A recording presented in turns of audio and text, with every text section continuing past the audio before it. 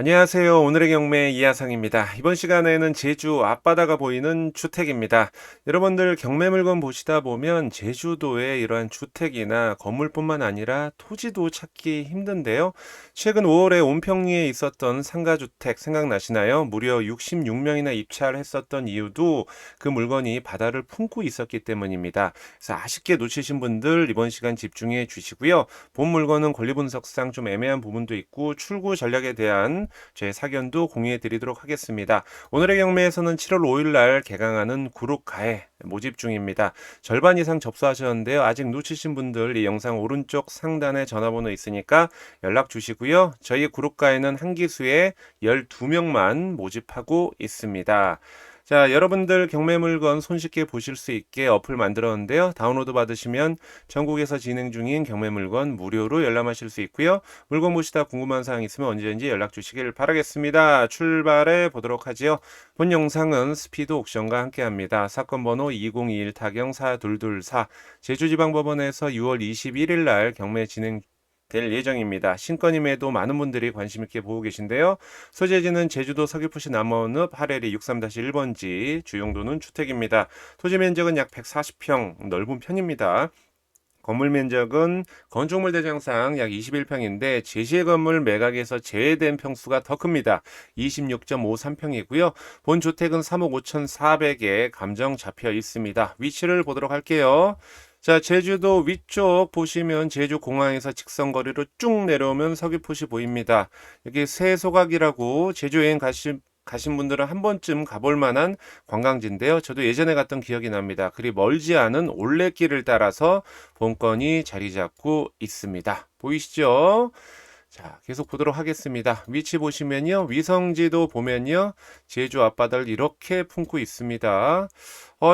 바다랑 너무 가까워서 문제가 되지 않을까? 이 부분에 대해서 로드뷰 보면서 말씀드릴 건데요. 자, 본 주 건축물 대장상 등재되어 있는 거는 요 부분 약 21평이라고 말씀드렸고 제시의 건물이 이 두 개 동입니다. 여기 주택으로 쓰고 부속 건축물입니다. 왕복 2차선으로 되어 있고 이 뒤쪽으로도 진입할 수 있습니다. 자, 거리뷰를 한번 보도록 할까요? 로드뷰를 한번 보겠습니다. 앞서 말씀드린 대로 왕복 2차선으로 되어 있고요. 바다가 앞에 이렇게 보입니다. 좀 내려가면 파란색 지붕에 이렇게 끼고 있습니다. 집의 형태가 남향을 끼고 있기 때문에 아주 햇빛 되게 잘 들어오고요. 이게 주 건축물이고요. 매각에서 제외된 건축물이 이겁니다. 여기도 주택으로 사용되고 있습니다.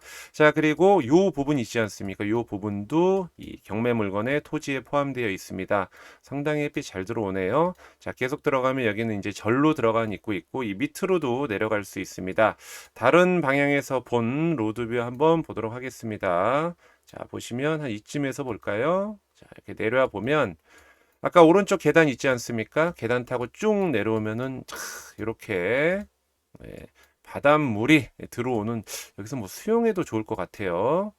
요 부분이 있습니다. 본 주택은 이쯤에 있다고 보시면 되고요. 정말 아주 뭐 천혜의 장관을 자랑하고 있지 않느냐 보고 있고요. 자, 좀 스페셜하게 요번에는 하늘에서 바라본 항공뷰도 한번 보도록 할게요. 이 이제 여름이 되다 보니까 저도 모르게 벌써부터 아주 이 물건을 보면서 이 바다에 대한 갈증을 대리만족하고 있습니다. 자, 본건은 요겁니다. 요거 요 세 개의 동이 있죠. 자, 보이시고 이 절 들어가는 입구 아주 좋습니다. 야, 여기 방파제에서도 보이고요. 이렇게 보이면 저기 서귀포 이렇게 앞바다가 보입니다. 제 자기 돌아가는 데도 보이는데요. 상당히 아주 시원합니다. 계속 이어나가도록 할게요.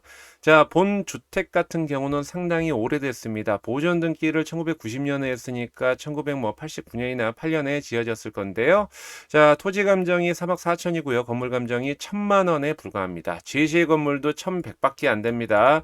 이 부분 좀 인지하시고요. 법정 지상권 여부에 대해서도 말씀드리겠습니다. 주용도는 주택이라고 말씀드렸고요. 자연 녹지 지역에 있으나 자연 취락지구에 있기 때문에 상당히 메리트가 있습니다. 말 나온 김에 자연 취락지구는 무엇일까? 자, 토지 이용 계획 확인원을 보면요. 본건은 자연 녹지 지역이면서 자연 취락지구다. 자연 녹지 지역은 건폐율이 20%, 용적률이 80%에 불과한데 자, 보시면 취락지구에 있으면 건폐율을 최대 60%까지 60% 이하에서 건축 행위를 할 수 있기 때문에 신축을 생각하시는 분들 이 점 참고하시면 아주 좋을 것 같습니다. 자, 계속 이어나가도록 할게요. 자, 제시의 건물이 앞서 말씀드린 대로 주택 창고 화장실 해서 20평 좀 넘는다고 말씀드렸고, 자, 본건은 매각에서 제외되어 있습니다. 이 사진을 한번 보면서 말씀드릴 건데요. 어떤 부분이 제외가 돼 있을까? 요 가부분은 건축물대장상 등재가 되어 있는데 이 기역 부분, 이 주택으로 사용된다고 볼 수 있고요. 니은 부분, 부속 건축물도 마찬가지입니다. 이 디귿 부분도 있긴 합니다. 주건축물보다 주택보다 크기 때문에 좀 골치 아픕니다. 자, 보시면요. 기역, 니은, 디귿 부분인데 여기 살고 계신 분들이 여기는 지금 소유자의 자녀가 자녀 세대가 살고 있다고 현황조사서에 오픈되어 있는데 실제로 거주하고 있기 때문에 계속적으로 살고 싶다라고 하면 지료 청구하는 방법밖에 없거든요. 법정지상권이 성립되려면 토지와 건물이 한 소유주가 있을 때 근저당 설정 당시에 이 건축물이 있었느냐 없었느냐를 따져봐야 됐는데 서류상 볼 때는 뭐 지상권이 설정된 확률도 있습니다. 그런데 우리가 현장 가서 어떤 거를 물어보고 협의해야 되는지 총평대 한번 말씀드리도록 하겠습니다. 계속 이어나가도록 할게요. 권리 분석은 미리 말씀드린 것 같아요. 임차인은 살고 있지 않고 소유자 자녀 세대가 살고 있다라고 말씀드렸고요. 건물과 토지 등기는 근저당을 기준 소멸 기준으로 모두 끝난다. 없어진다. 보실 수 있는 개념이고요. 건축물 대장상은 스피드 옥션에 없지만 제가 이제 다른 건축물대장 열람해 본 결과 위반 사항도 없었고요. 특별히 문제되는 건 없었으나 건축물이 오래되어 있기 때문에 낙찰 이후에 리모델링 하실 분들은 현 시세도 알아봐야겠지만은 리모델링 가격 비용도 확인해 보셔야 될 것 같습니다. 자, 계속 이어나가도록 하겠습니다. 자, 본건 지금 앞서 말씀드린 대로 법정지상권이 성립이 된다라고 했을 때 어떻게 진행을 할 것인가? 지금 뭐 탁상에서 말씀드릴 수 있는 부분은 아닌데요. 자, 이 기역 부분, 보이는 부분, 여러분들이 이제 현장을 가셔가지고요. 자, 보겠습니다. 로드뷰 한번 보면서 말씀드릴까요? 총평 시간을 마련해 보도록 하겠습니다. 자, 주 건축물보다 발음이 좀 꼬이네요. 왜 그럴까요?